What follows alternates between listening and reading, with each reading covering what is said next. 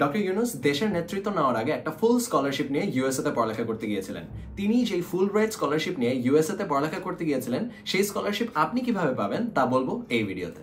ফুল bright foreign student programme যে কোনো বাংলাদেশি স্টুডেন্টকে একটা ফুল স্কলারশিপ নিয়ে ইউএসএ তে পড়ালেখা করতে দেয়।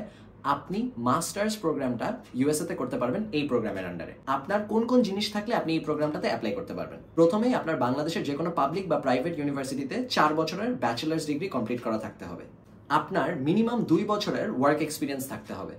আপনার IELTS স্কোর 7 বা তার উপরে থাকতে হবে।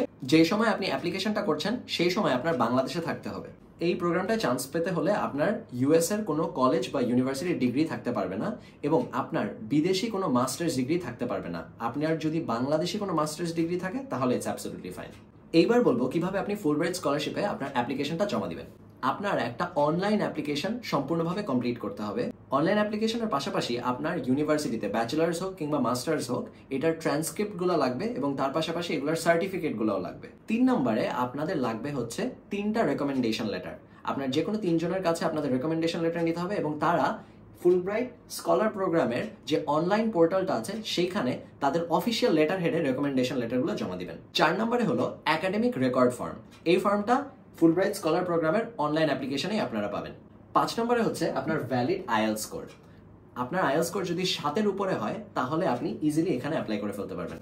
ক্রসরোডস ইনিশিয়েটিভে আমরা কিন্তু আমাদের কমপ্লিট ফেলোশিপ প্রোগ্রামে ফুল ব্রাইট স্কলার প্রোগ্রামে কিভাবে আপনারা সুন্দর করে অ্যাপ্লাই করবেন সেটা শিখাই এবং তার পাশাপাশি আপনি যদি আগামী 7 দিনের মধ্যে আমাদের ক্রসরোডস ইনিশিয়েটিভের ফেলোশিপে জয়েন করেন তাহলে কিন্তু আপনি আমাদের IELTS বুট ক্যাম্পের কমপ্লিট প্রোগ্রামটা একদম ফ্রিতে পেয়ে যাবেন। তাই আর দেরি না করে এখনই আপনি চলে যেতে পারেন crossroadsinitiativebd.com এই ওয়েবসাইটে এবং তার পাশাপাশি আপনি পেয়ে যাবেন আমাদের কমপ্লিট প্রোগ্রামটা, যেটার মাধ্যমে আপনি ফুল ব্রাইট স্কলারশিপটা পেতে পারেন।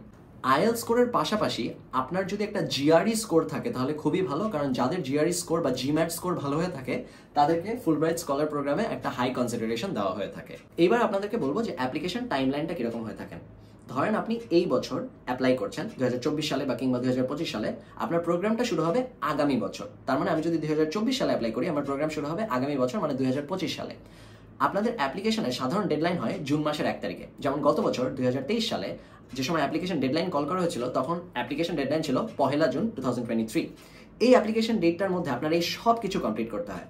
বাংলাদেশি স্টুডেন্টদের মধ্যে একটা বড় প্রবলেম হচ্ছে যে আমরা মনে করি যে আমরা যে অ্যাপ্লিকেশনটা জমা দিচ্ছি, জমা দেওয়ার পরে আমাদের রেকমেন্ডেশন লেটার জমা দেওয়ার জন্য বেশ খানিকটা সময় থাকবে। কিন্তু আমি আপনাদের সবাইকে রেকমেন্ড করবো যে আপনার IELTS এর যে পরীক্ষাটা আছে সেটা আপনি এই অ্যাপ্লিকেশন জমা দেওয়ার আগেই কমপ্লিট করে ফেলবেন, তারপর রেজাল্ট হাতে পেয়ে তারপর অ্যাপ্লাই করবেন। তার পাশাপাশি যদি আপনি GRE নিতে পারেন তাহলে GRE দিয়ে দিবেন এবং তার পাশাপাশি আপনার যারা রেকমেন্ডেশন লেটার জমা দিবে তাদের সবার সাথে বেশ কয়েক মাস আগে থেকে একটু কথা বলে যান, কারণ তাদের সাথে যদি আপনারা কথা বলে যান তারা কিন্তু সেই লেটারটা কয়েক মাসের মধ্যে রেডি করে ফেলতে পারবে।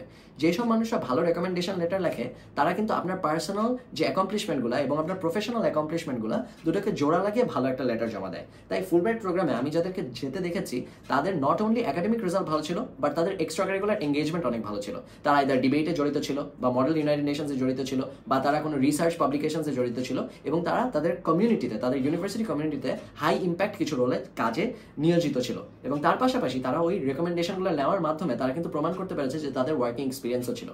অনেক সময় এরকম হয় যে আমি ব্যাচেলার্স ডিগ্রি শেষ করেছি এবং এই মুহূর্তে আমার কিন্তু বিদেশে যাওয়ার ইচ্ছা, মাস্টার্সে যাওয়ার ইচ্ছা এবং আমি এই জায়গাটায় অ্যাপ্লাই করতে চাই। আপনি যদি আপনার ইউনিভার্সিটিতে থাকা অবস্থায় ফাইনাল ইয়ারে একটা ইন্টার্নশিপ করে ফেলেন বা আপনার একটা ওয়ার্ক এক্সপিরিয়েন্স থাকে, আপনি কিন্তু সেটাও শোকেস করতে পারবেন। সাধারণত মোটা দাগে বলা হয়ে থাকে 2 বছরের এক্সপিরিয়েন্স প্রয়োজন হয়, কিন্তু আপনি যদি আগে থেকেই একটা সুন্দর এক্সপিরিয়েন্স নিয়ে থাকেন এবং তার পাশাপাশি আপনি যদি অ্যাপ্লিকেশনটা সুন্দর করে গুছিয়ে ফেলেন তাহলে কিন্তু আপনাকে একটা হাই কনসিডারেশন দেওয়া হবে।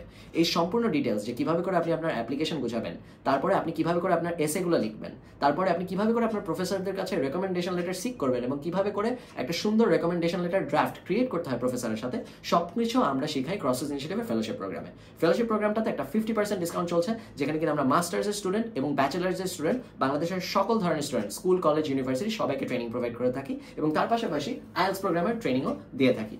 আমরা পৃথিবীর যে কোনো দেশে, এটা হতে পারে আমেরিকা, হতে পারে ইউরোপ, যে কোনো দেশে আপনি ক্রসরোডস ইনিশিয়েটিভের মাধ্যমে যেতে পারবেন।